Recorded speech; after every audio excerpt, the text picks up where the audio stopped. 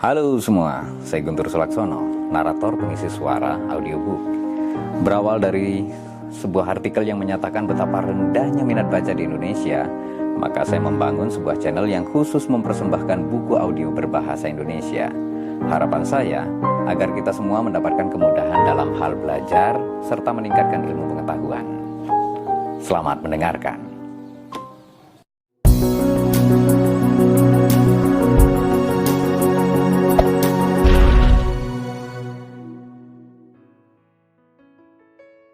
Ini adalah bagian terakhir dari buku ini.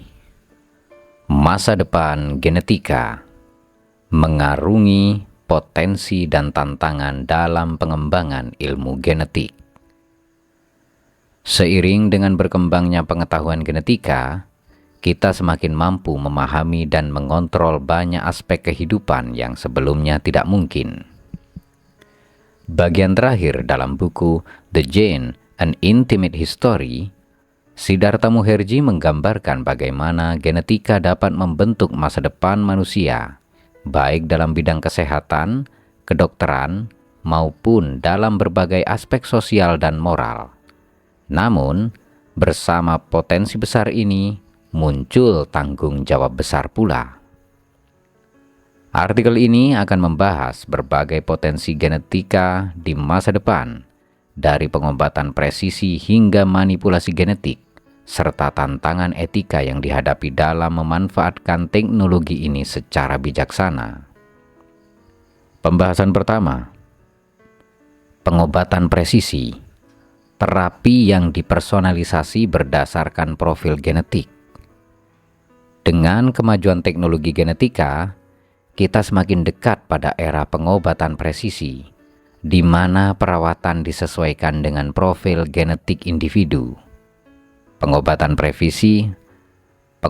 presisi atau precision medicine memungkinkan dokter untuk merancang terapi berdasarkan informasi genetika unik dari pasien yang mencakup risiko penyakit, respon terhadap obat, dan predisposisi genetik tertentu. Contoh pengobatan presisi: pengobatan kanker. Dalam pengobatan kanker, dokter dapat menganalisis profil genetik tumor pasien untuk mengidentifikasi mutasi spesifik yang memicu pertumbuhan kanker.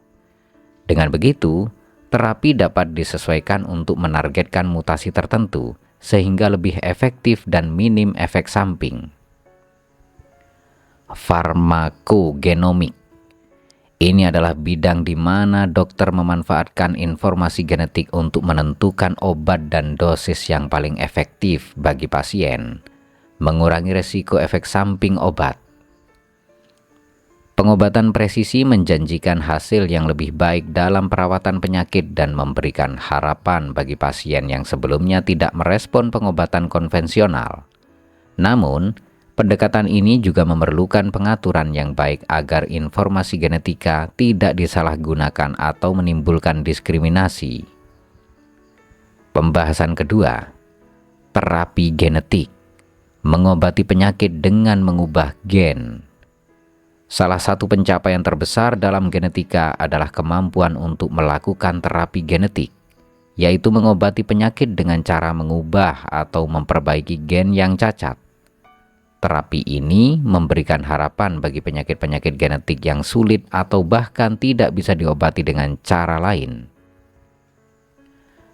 CRISPR dan masa depan terapi genetik.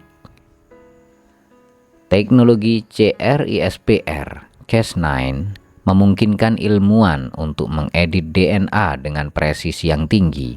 Dengan CRISPR, terapi genetik untuk penyakit seperti anemia sel sabit, fibrosis kistik,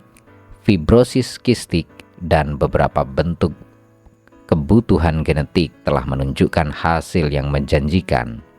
Misalnya, pada anemia sel sabit, CRISPR dapat digunakan untuk memperbaiki mutasi yang menyebabkan sel darah merah berbentuk tidak normal, yang dapat meningkatkan kualitas hidup pasien secara signifikan.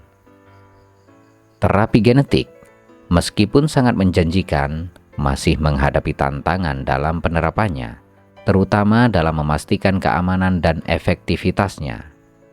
Perubahan pada gen yang diwariskan dapat membawa konsekuensi tak terduga yang mungkin muncul pada generasi mendatang.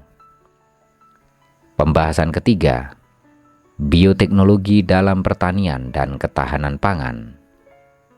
Teknologi genetika juga memiliki potensi besar dalam bidang pertanian.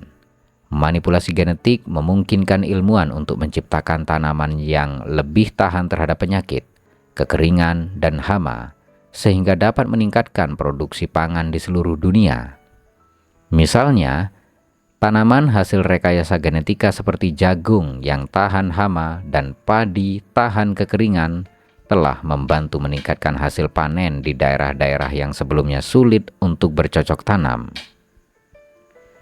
Dampak pada ketahanan pangan. Dengan populasi global yang terus bertambah, ketahanan pangan menjadi semakin penting. Genetika memungkinkan peningkatan hasil pertanian tanpa perlu memperluas lahan, sehingga dapat membantu mengatasi masalah kelangkaan pangan di masa depan.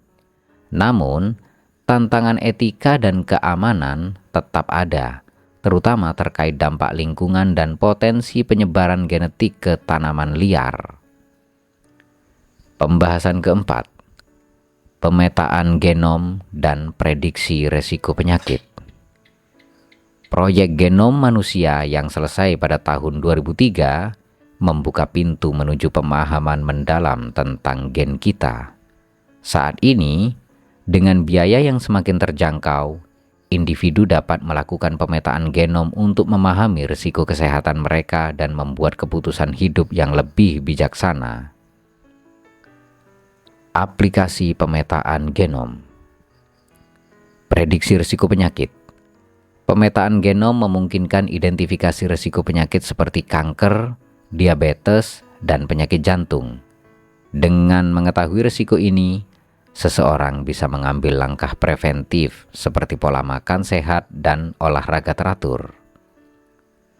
Konseling genetik. Konseling genetik membantu individu memahami informasi genetik mereka dan membuat keputusan terkait kesehatan, seperti risiko memiliki anak dengan penyakit genetik.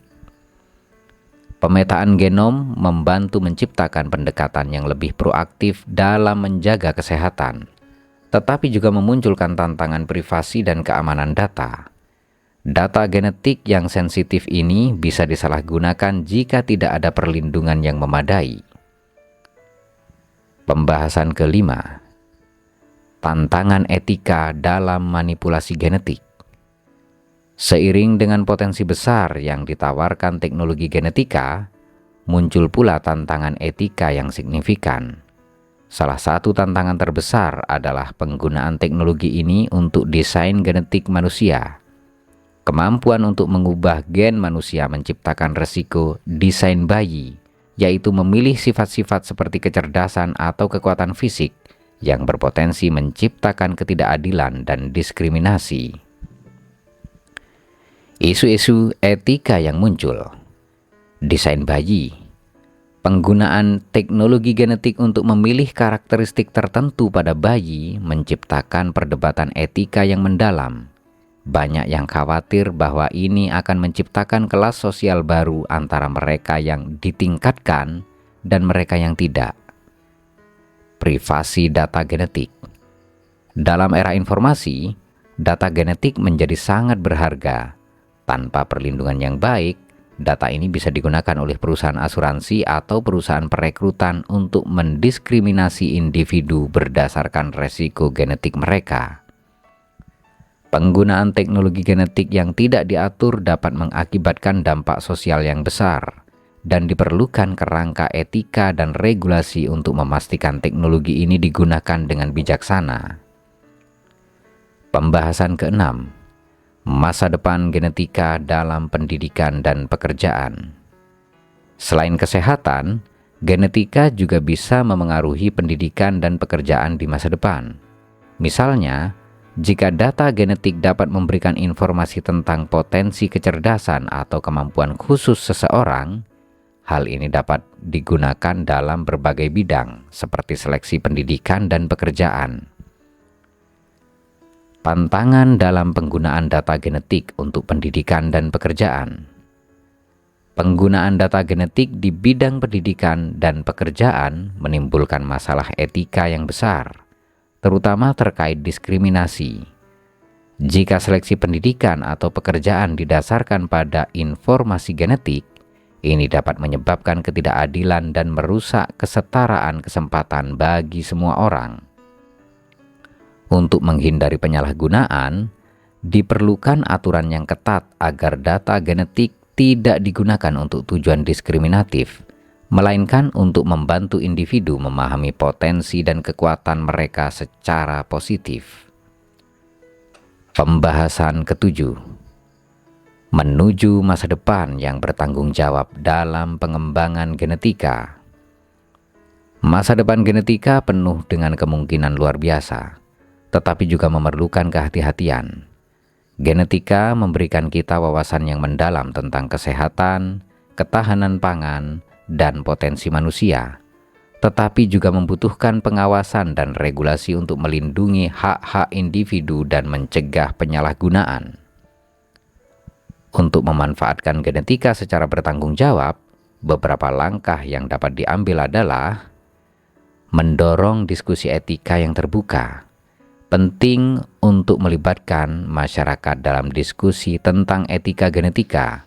Pendekatan ini akan membantu masyarakat memahami dampak dan batasan genetika, serta membantu menciptakan aturan yang adil.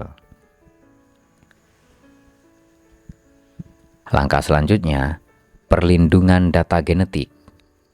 Pemerintah dan organisasi harus melindungi data genetik individu agar tidak disalahgunakan. Peraturan privasi dan keamanan data harus diterapkan untuk menjaga kerahasiaan informasi genetik seseorang. Langkah selanjutnya, regulasi penggunaan teknologi genetik. Teknologi seperti CRISPR harus diatur dengan ketat untuk mencegah penyalahgunaan.